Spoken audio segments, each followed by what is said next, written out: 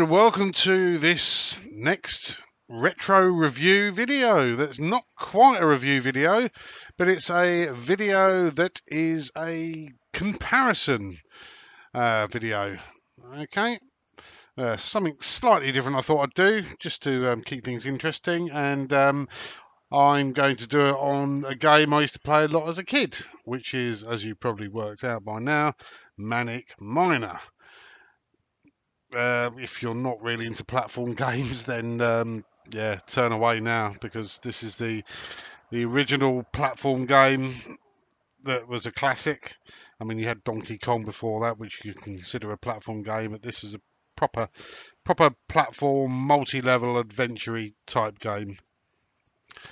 So yeah, this game was written back in 1983 by Matt Smith. He was a young bedroom coder with a ZX Spectrum. And yeah, he made himself quite a lot of money for that, and they ended up being ports going to most of the other 8-bit systems, which is what I'm going to be comparing today. So we will be comparing the original Spectrum version, then the BBC Micro version, and then finally the Commodore 64 version. I haven't actually done enough research to see if there's a Amstrad CPC version. There probably was, but I actually detested that computer, so I ain't going to bother with that. Yeah, so Matt Smith coded it in his bedroom, 1983, all by himself. It made him a reasonable amount of money, and then he was commissioned to write Jet Set Willy, which he managed to do, but unfortunately he'd got into a little bit of the earning lots of money lifestyle.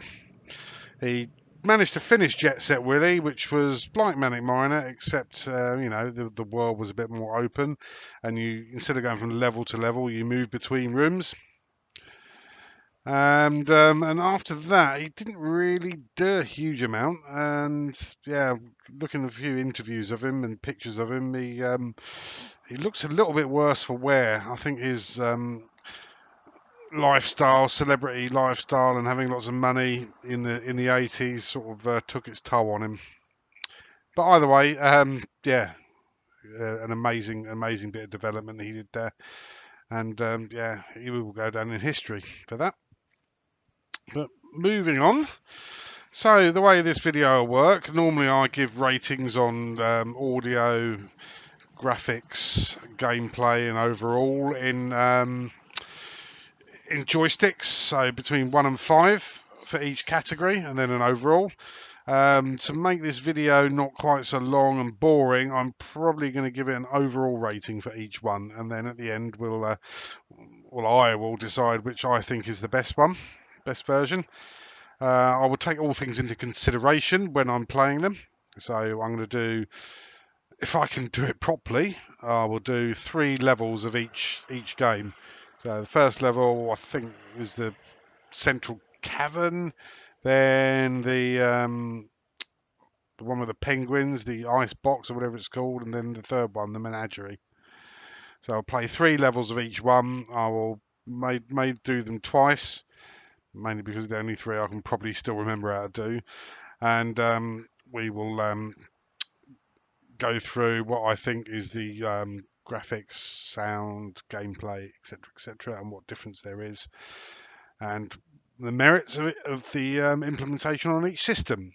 Okay, so without any further ado, let's get this underway.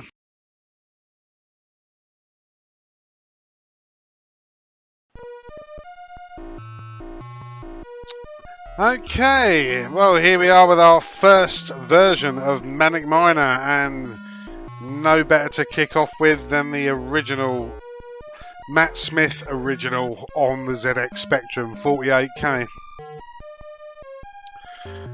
So we're playing it on the machine that he used in his bedroom to make the fucking game. So yeah, you know, it's a pleasure to do this. Let's have a look at the first impression of these graphics then. Okay, well, I like the sunset over the sea. You've got a car on the top right. Oh, we're going straight into the demo here. Nice colours. Let's go back. Let's go back to the title screen. It looks quite good with everything there, with the sunset, the tree. Don't know what those black blocks are though, under the house or the mine entrance or whatever it's supposed to be. Yeah. Whether that's an emulator fault or I don't know. But yeah, everything else, you know, nice little cloud in the cyan sky there. The music, the synth he's using to play Johann Strauss's Blue Danube is a little bit grating in my ear. But yeah, that's the Spectrum had a not overly brilliant sound chip with one channel, so, and I think it came out of the computer rather than out of the TV. I'm not sure. You'll have to check me on that. Okay, let's get a game underway then and see how we get on. So, I've just turned the music off, I think. We're greeted with a sort of nice vivid colours here, very nice. So the first thing that strikes me when I'm on here is that the colours are exceptionally vivid. Green is nice and green, red is nice and red, and same with yellow. The music, the 10-second loop there, which I can't remember the name, I think it's Hall of the Mountain King. The synth that Matt Smith used on that is a lot softer and less grating than the one he used for the Blue Danube in the title sequence. So, because it's running in the background when you're playing and either getting frustrated or being happy, it's not too grating and not too distracting. Oh, what happened there? I managed to die. Gameplay wise, yeah, it's an emulator, but it's still really responsive actually.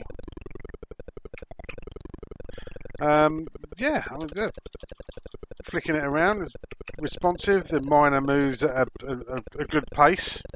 The miner Willie, whatever his name is.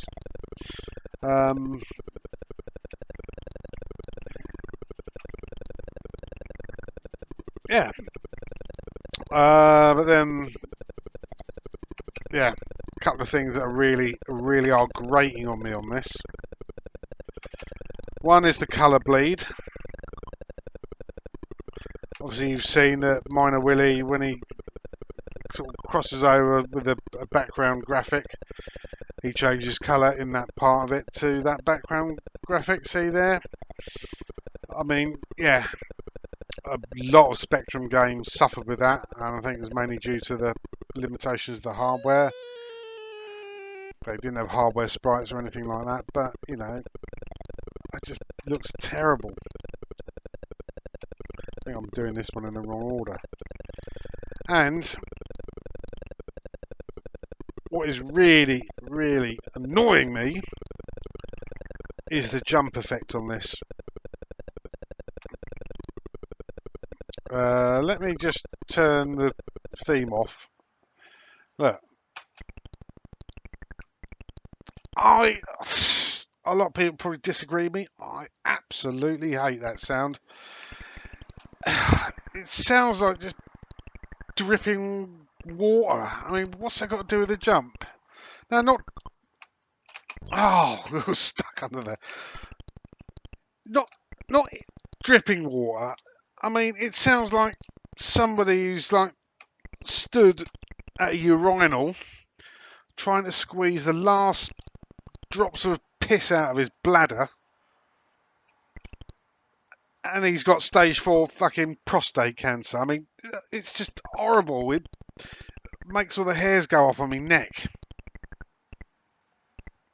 It's horrible. I've mistimed it again. The jump sound on this, I really don't like. So I'm going to drown it out with the Hall of the Mountain King. Yeah, it's horrible.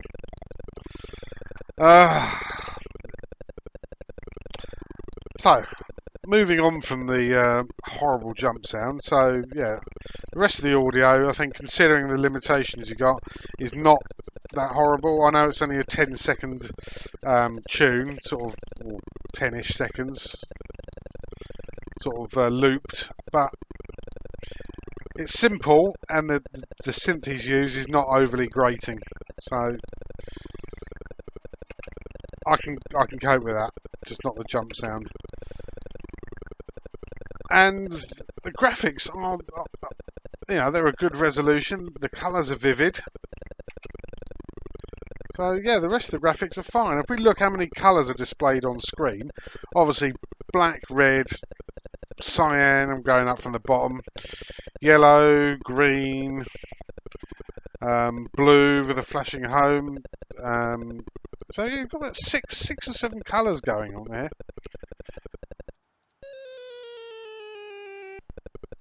I'm not sure what the limitation on the spectrum was, whether it was 8 or 16. Oops. But yeah, it's certainly colourful enough. And the one thing I do rate the Spectrum over the Commodore 64 is the actual tone of the colours. I mean, I think it might have been by design that the Commodore 64 colours were a little bit, what's the word, bland in some respects. But then you had the 3 different greys that all blended in nicely with each other. So it might have been by design. I'm not overly sure about that. So am I going to rate this then? Okay, well, it's the original. This is directly from the brain of Matt Smith. Its gameplay is really good. The graphics, apart from that horrific colour bleed, are on the whole pretty good. The audio, well, yeah, the title tune's a bit in your face, and that horrible prostate cancer jumping effect. So I think overall, I'm going to give this game 4 joysticks out of 5. Right, so the last thing to do is just, as I said, I'll only do 3 levels, the first 3. Let's just look at the game over screen.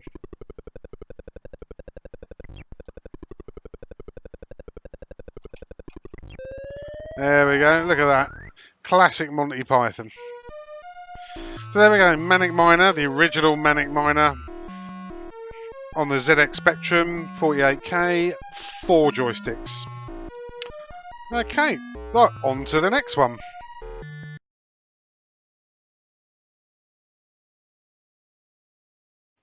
Okay, here we go on computer number 2.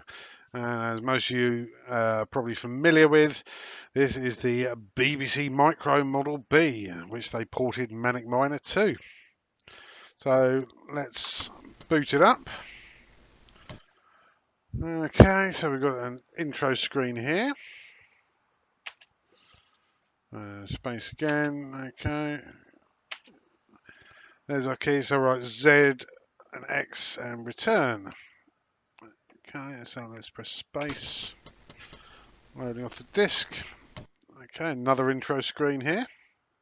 So this is written by DJ Kothup. Original programming, and it should say Matt Smith there. Matthew Smith, okay. Right, another title screen here. And another title screen. So we've got 4 different title screens, which bear no resemblance to the original Spectrum one. And I don't think we're going to get one that resembles the original Spectrum one, because we're now flicking through all the levels. And straight away, I've noticed the audio, they've used on the BBC sound chip, which had 3 music note channels and a noise channel. They seem to be using just one of those, either out of laziness or as a tribute to the original. but it seems to be a horrible sort of square wave synth rather than something soft.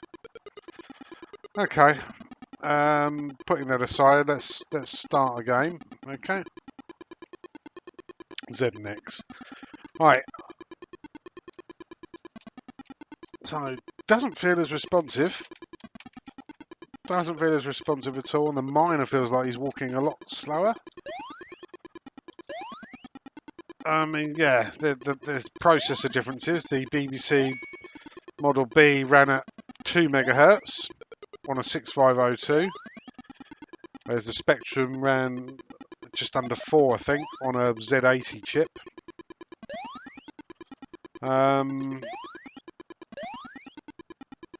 The jump sound is better though. I mean, the jump sound probably isn't all that good, but it sounds more like a cartoon jump sound, you know, rather than someone with bladder cancer trying to piss. So that's a bonus. However, the Hall of the Mountain King, oh no, just does not sound as pleasurable because they haven't softened down the synth sound of it at all.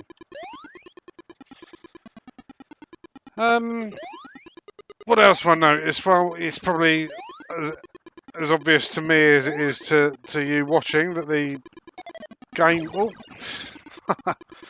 the gameplay area just does not seem as big as on the Spectrum. And the BBC didn't really have the big borders that the Spectrum and the Commodore 64 had. But even so, the playable area just seems a lot smaller. Which isn't, you know, I don't know why.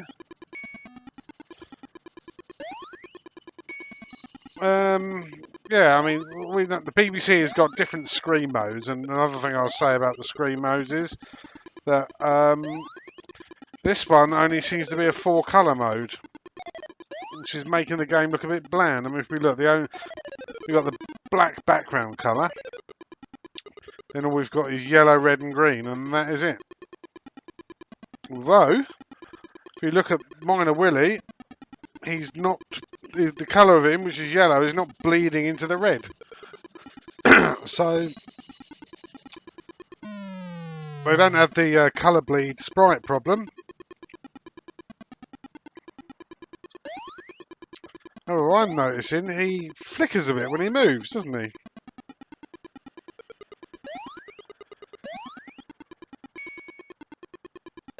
So yeah, the Willy sprite is flickering when he moves. The enemy sprites are not. So there's something the way that the sprite is undrawn and then redrawn that's probably got some timing issues with the vertical sync. Right, let's see if I can do this the way where it just jump straight onto it. Hey, here we go. So yeah, it's almost like in this game which came out in 1984, the year after the original, or in the following year, they've like invented widescreen before widescreen was actually even conceived of. So with the Spectrum, the air bar, the remaining air bar is on the bottom, and it's horizontal, where this is vertical on the side there. It's not so easy to see with this colour scheme. Again, 4 colours.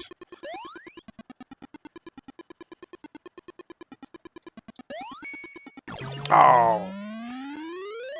Did you notice that the game over explosion sounds very similar to the hyperspace sound on Elite Dangerous? Which proves that you can do a lot, or a reasonable amount, with the BBC sound chip. But they've made the Hall of the Mountain King a little bit grating with that sort of square wave. Let's just soften it down, and you can do that. I remember on the BBC, there's envelope attributes you can assign to the channels. Oh, and I died again. God almighty. So, what do I think of this? So, the graphics are better and worse than the Spectrum. There's no colour bleed, but the amount of colours on the screen are not as good, and you've got that flashing of the Miner Willy sprite, which is annoying me. Oh, God almighty. And it seems a lot more difficult, actually. So, this game is all about precision timing, and you can also almost do it with muscle memory. But it doesn't seem to apply here as much, so maybe there's something in the aspect ratio that's made the timing a little bit different. And it does appear to be moving slightly slower, but it may be because it's condensed. I mean, it's not, doesn't feel quite as responsive as the Spectrum version, but it's, you know, not too bad. I played a lot worse on the BBC. Right, I think I'm going to do it.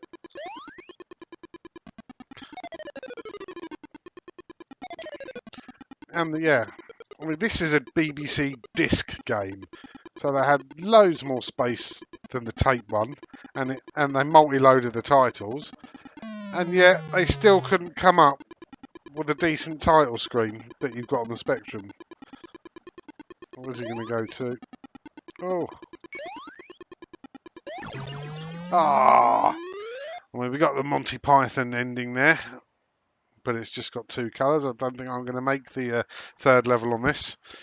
So let's give it my review.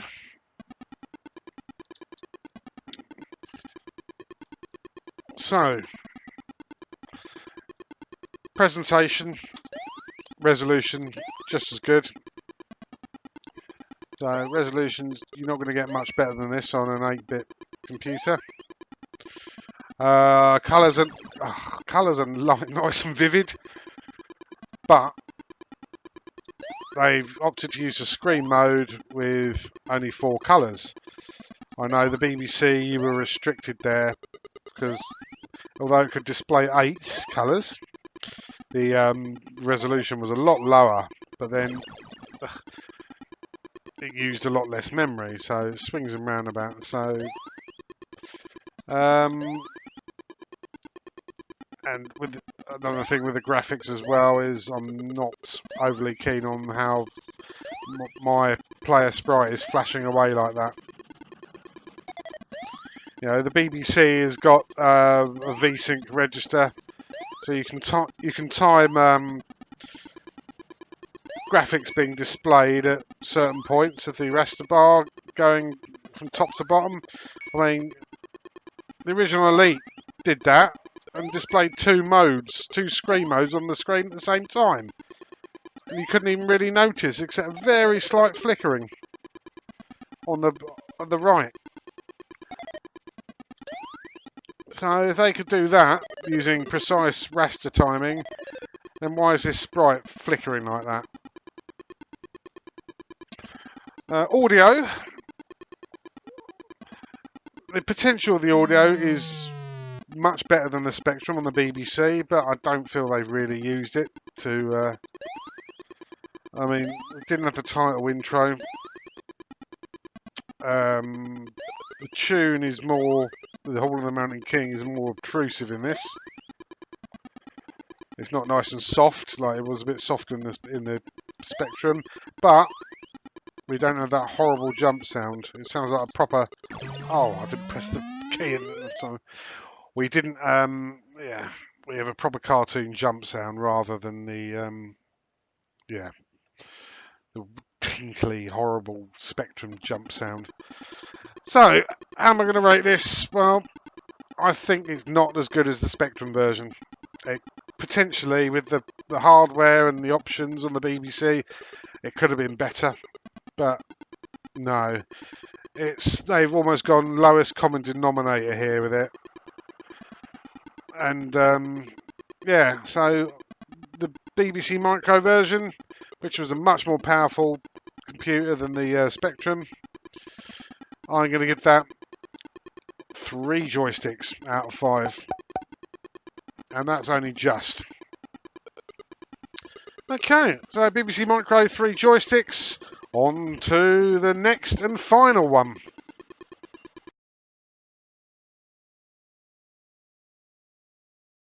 Right, our third and final instalment of MANIC MINER. Of course, we were on the machine that I've played it on back in the day, which is the Commodore 64. Yeah, I bought this on tape for about £3.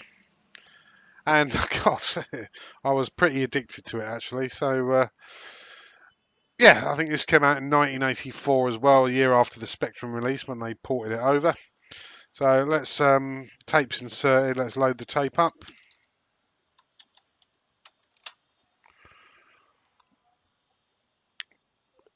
I don't think this is the a copy of the original. No, look, it's cracked.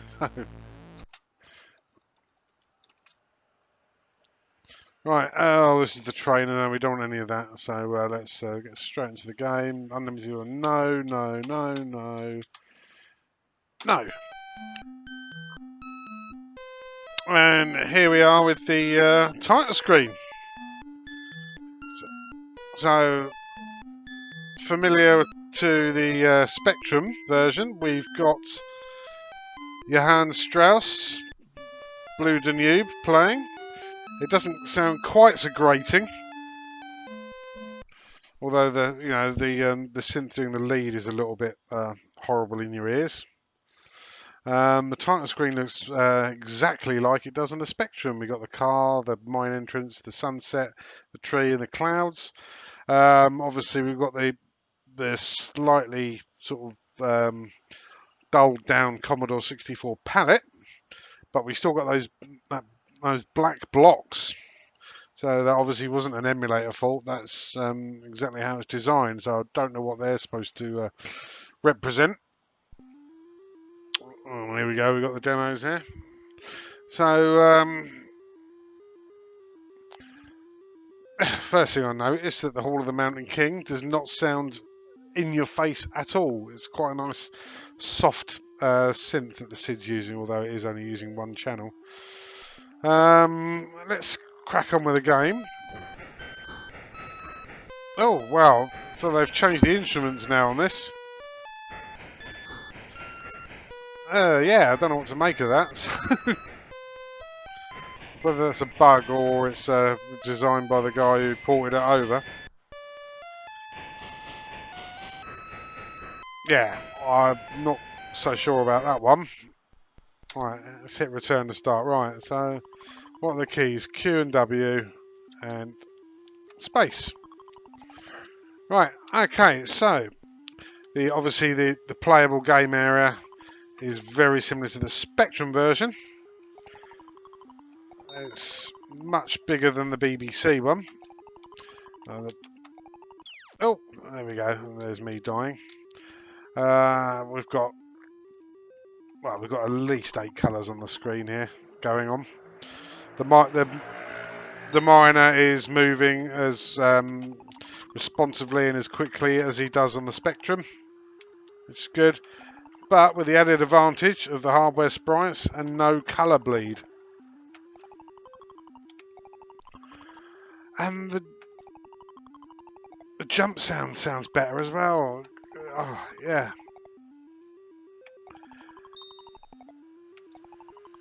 Oh, shame about my gameplay, but it's, yeah. Oh, I'm doing really badly here. And look, we've got quite a few colours on the Monty Python Game Over section. Wow. I think they're using random sort of attributes on the instruments for the theme.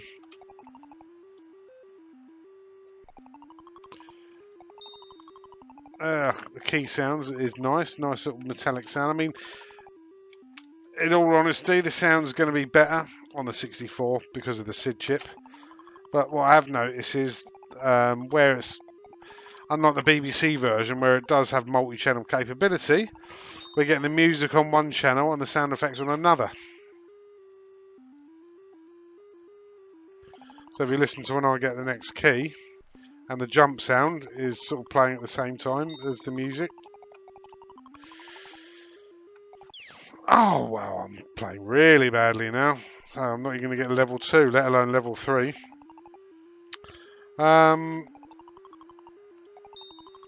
Yeah, this is actually apart from me being rubbish at it, it's quite a pleasure to play. My one criticism over the appearance of the Spectrum version is the colours. You know, red is red and green is green on the Specky. However, oh god, that is sounding terrible. They are randomising the envelope, the LFO, and all sorts of attributes on the synths on that. Yeah, what was I saying? Oh, God almighty. After playing the BBC, this is so much quicker. It's like playing it on steroids. And the Commodore 64 had a 6502, the same as the Beeb. And yet this is half the speed. Well, admittedly, having hardware sprites helps alleviate a lot of the speed problems. Wow. My timing is all off as well.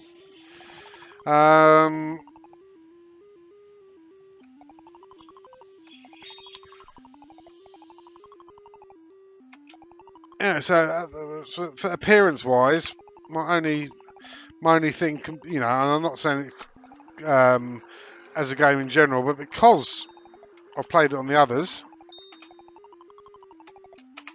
Oh wow, I'm doing really badly. The colours on the C64, because of the C64, are not as vivid. Although back in the day when I had it on the 64, I didn't know any better because I only used a BBC at school. So this is all I had at home until we got the Amiga. But the sound is infinitely better than both the Spectrum and the BBC version. The playability is the same as the Spectrum, I believe. Okay, oh, we're flashing there. Come on, we've got to complete this level.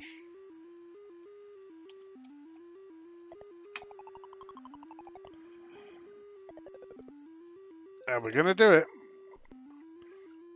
The audio is... They're actually using the SID a bit more. They're using all 3 sound channels.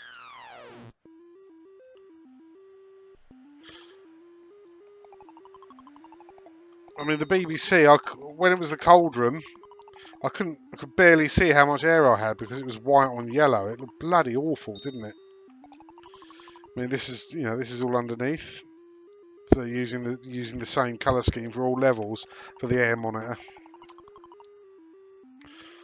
So yeah, I don't want to sound biased because I only played the C64 one back in the day, but apart from the colour vividness, I've got to say, I think this is the best one.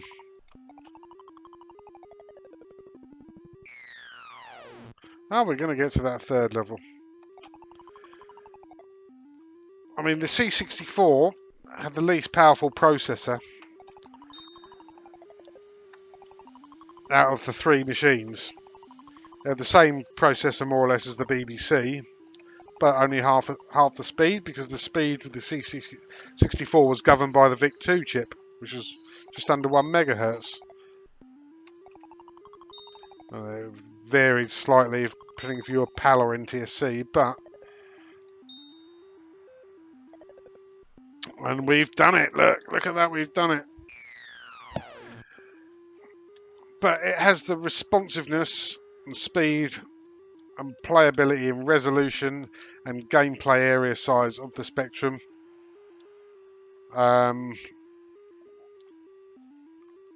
Plus it doesn't have the colour bleed because of the hardware sprite. Let's just look at the game over screen again. And it's made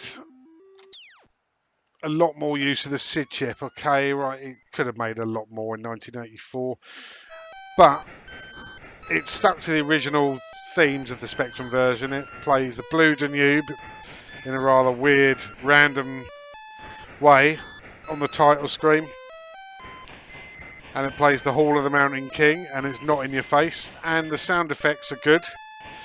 They're overlaid with the music rather than all played through one sound channel. Yeah. So apart from the vivid colours, which is just purely down to the machine, I've got to say the Commodore 64 version is the best one. Spectrum version is not far behind. The BBC version is definitely the worst. But yeah, so all that sort of bearing in mind, I'm going to have to give this 5 joysticks. 5 out of 5. So this is all things considered, with the year it was released, and the fact it was copied from the Spectrum, but it actually made more use of the Commodore hardware, unlike some Spectrum ports I've seen. The BBC version, I feel, did not make full use of the BBC hardware and capabilities. So, on that note, I declare the winner to be the Commodore 64 port of the original. I'll probably split the room with that decision, but all things considered, then yeah, I'm going to go with the Commodore 64. 5 joysticks for this one, and congratulations to Commodore 64. Thanks for watching, everybody, and I'll see you on the next video.